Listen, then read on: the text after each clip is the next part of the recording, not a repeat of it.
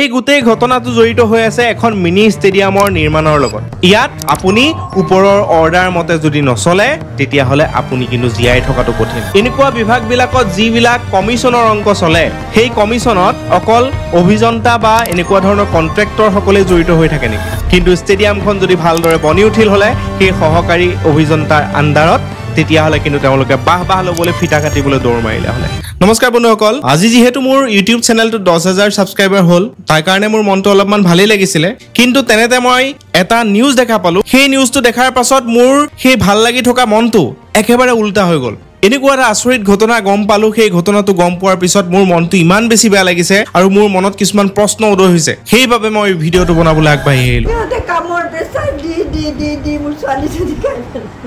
যোৱা বছৰ নিযুক্তিপ্ৰাপ্ত এগৰাকী লোক নিৰ্মাণ বিভাগৰ অভিযন্তা নাম জুচিতা দাস তেওঁ কৰ্মৰত আছিল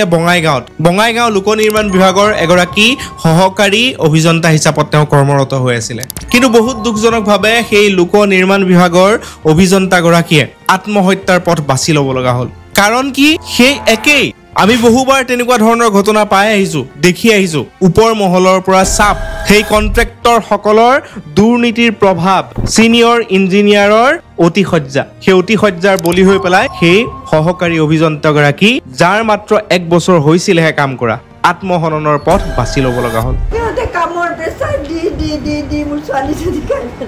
কিমান এটা দুখ লগা কথা অসমৰ কাৰণে আমাৰ গোটেই দেশখনৰ কাৰণে আসলতে এটো এটা বহুত ভাবিবলগীয়া কথা চাকৰি পোৱা মাত্ৰ 1 বছৰ হৈছিল এবছৰৰ পিছতে তেওঁ কৰ্মস্থলতে তেওঁ এই পথ বাছি ল'ব লগা হ'ল কাৰণ কি তেওঁৰ ওপৰত প্ৰেছাৰ মেন্টেল প্ৰেছাৰ মানসিক অতিশয্যা সেই ওপৰ মহলৰ ব্যক্তিসকলৰ পৰা এনেকুৱা ধৰণৰ ঘটনা এটো কিন্তু প্ৰথম নহয় এনেকুৱা বহুত হাজাৰ বিজাৰ ঘটনা হৈ থাকে কিছুমান পোহৰলৈ আহে কিছুমান পোহৰলৈ নাহে সুইসাইড নোটত স্পষ্টকৈ তেওঁ ওপৰ মহলৰ পৰা পোৱা প্ৰেছাৰৰ কথা লিখি থৈ গৈছে দুগৰাকী সিনিয়ৰ অভিযন্তাক অলৰেডি আটক কৰিছে আমিনুল ইছলাম আৰু দিনেশ কমল মেধিক আটক কৰিছে আৰক্ষীয়ে দুগৰাকী সিনিয়ৰ অভিযন্তা আমিনুল ইছলাম আৰু দিনেশ কমল মেধিক আটক কৰা হৈছে তেওঁলোকৰ নাম যেহেতু সেই সুইসাইড নোটত উল্লেখ আছিল তেওঁলোকৰ পৰা মানসিক প্ৰেছাৰ পাইছিল বুলি তাত উল্লেখ আছিল সেইবাবে তেওঁলোকক আটক কৰিছে এই গোটেই ঘটনাটো জড়িত হৈ আছে এখন মিনি ষ্টেডিয়ামৰ নিৰ্মাণৰ লগত বঙাইগাঁও মিনি ষ্টেডিয়াম নিৰ্মাণৰ কাম চোৱা চিতাৰ দায়িত্বত আছিল জুচিতা দাস সেই সহকাৰী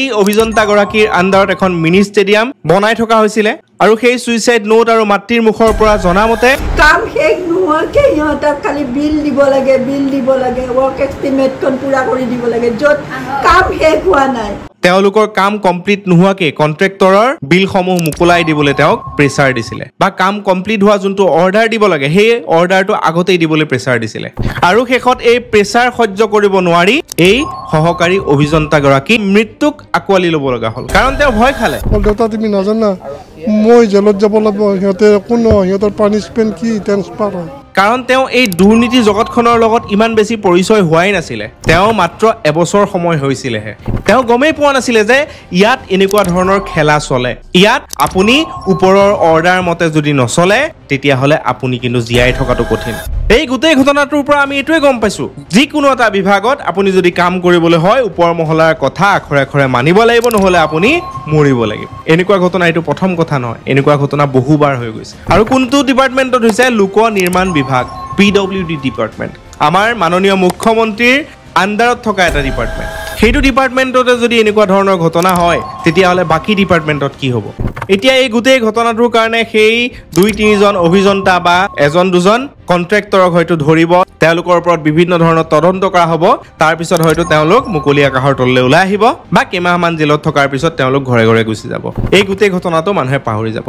এই ঘটনাটোত অকল এই দুজন ব্যক্তিহে জড়িত হৈ আছে নেকি এনেকুৱা বিভাগবিলাকত যিবিলাক কমিছনৰ অংক চলে সেই কমিছনত অকল অভিযন্তা বা এনেকুৱা ধৰণৰ কন্ট্ৰাক্টৰ সকলে জড়িত হৈ থাকে নেকি তাৰ লগত আৰু কোনো জড়িত হৈ নাথাকে নেকি এইটো এটা কিন্তু ডাঙৰ প্ৰশ্ন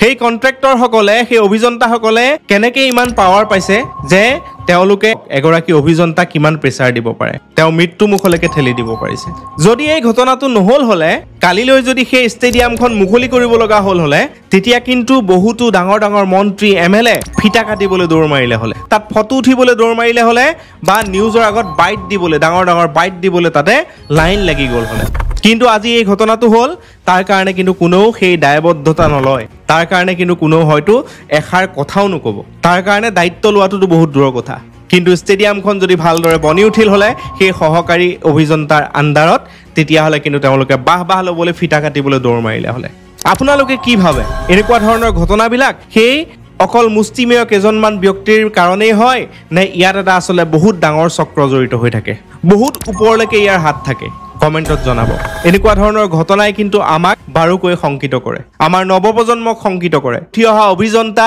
উঠি অহা নৱপ্ৰজন্ম শিক্ষিত যুৱক যুৱতী তেওঁলোকক কিন্তু শংকিত কৰে আমি আশা কৰিম এই গোটেই ঘটনাটোৰ সঠিক তদন্ত হ'ব দোষীসকলক উচিত শাস্তি দিবলৈ সক্ষম হ'ব যদি পাৰে সেই আটাইতকৈ ডাঙৰ ওপৰ মহলত বহি থকা ব্যক্তি যাৰ আণ্ডাৰত আচলতে এই গোটেই দুৰ্নীতিখিনি হৈ থাকে তেওঁলোককো যদি এদিন এনেকুৱা ধৰণৰ কাৰ্যত লিপ্ত থকাৰ কাৰণে শাস্তি দিয়ে তেতিয়াহে হয়তো এই ভুক্তভোগী ব্যক্তিসকলে এই ভুক্তভোগী অভিযন্তাগৰাকীয়ে বা তেনেকুৱা ধৰণৰ বহুতো অভিযন্তা লগতে তেওঁলোকৰ ঘৰৰ পৰিয়ালবৰ্গই সঁচা অৰ্থত শান্তি পাবলৈ সক্ষম হ'ব সঁচা অৰ্থত তেওঁলোকে ন্যায় পাবলৈ সক্ষম হ'ব নহ'লে কিন্তু এনেধৰণৰ ঘটনা সদায় হৈ থাকিব একদম ওপৰৰ পৰা পৰ্যায়ক্ৰমে প্ৰেছাৰবোৰ আহি এনেধৰণৰ যোনবিলাক সৰু অভিযন্তা তেওঁলোকেই কমপ্লিট প্ৰেছাৰটো ল'ব লাগিব কাম কমপ্লিট নোহোৱাকৈ ৱৰ্ক অৰ্ডাৰ পাছ কৰি দিব লাগিব কাম কমপ্লিট নোহোৱাকৈ বিল পাছ কৰি দিব লাগিব কাৰণ একদম ওপৰৰ পৰা অৰ্ডাৰ আছে এই ঘটনাটোৰ কাৰণে যিমান দুখ লাগিবলগীয়া কথা আচলতে সিমানেই খং উঠিবলগীয়া কথা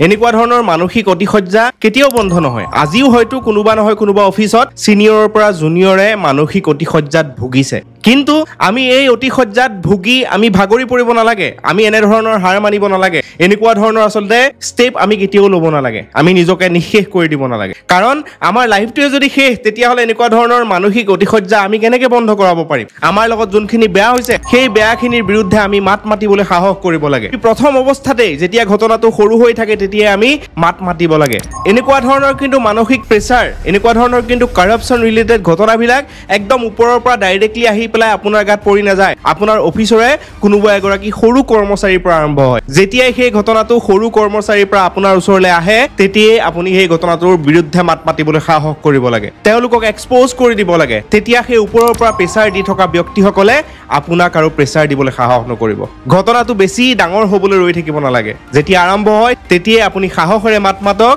এনেকুৱা ধৰণৰ ঘটনা তেতিয়াহে কিন্তু বন্ধ হ'ব নিজকে নিঃশেষ কৰি দিলে কিন্তু আপোনাৰ ক্ষতি আপোনাৰ পৰিয়ালৰ ক্ষতি সমাজখনৰ ক্ষতি নিজকে শেষ কৰি দিলে কিন্তু এনেকুৱা ধৰণৰ ঘটনাৰ অন্ত নপৰিব বা ইয়াৰ কোনো সলিউশন নোলাব আপুনি নিজকে শেষ কৰি দিয়া মানে আপোনাৰ ওপৰত অন্যায় কৰা আপোনাৰ ওপৰত মানসিক অতিশয্যা চলোৱা সেই সকল ব্যক্তিক বাচি যাবলৈ আপুনি সুবিধা কৰি দিয়াহে হয় আমি আশা কৰিম ইয়াৰ উচিত তদন্ত হওক দোষীজনক অতি শীঘ্ৰে শাস্তি দিবলৈ সক্ষম হওক আৰু এই গোটেই ঘটনাটো লৈ পেলাই আপোনালোকে কি ভাবে এই গোটেই চক্ৰটোৰ লগত অকল সেই অভিযন্তা দুজনেই জড়িত হৈ আছে নেকি তেওঁলোকৰ ওপৰত তদন্ত কৰিলে গোটেইখিনি শেষ হৈ যাব নেকি নে ইয়াৰ ওপৰতো বহুত ব্যক্তি ইয়াৰ লগত জড়িত হৈ আছে ধন্যবাদ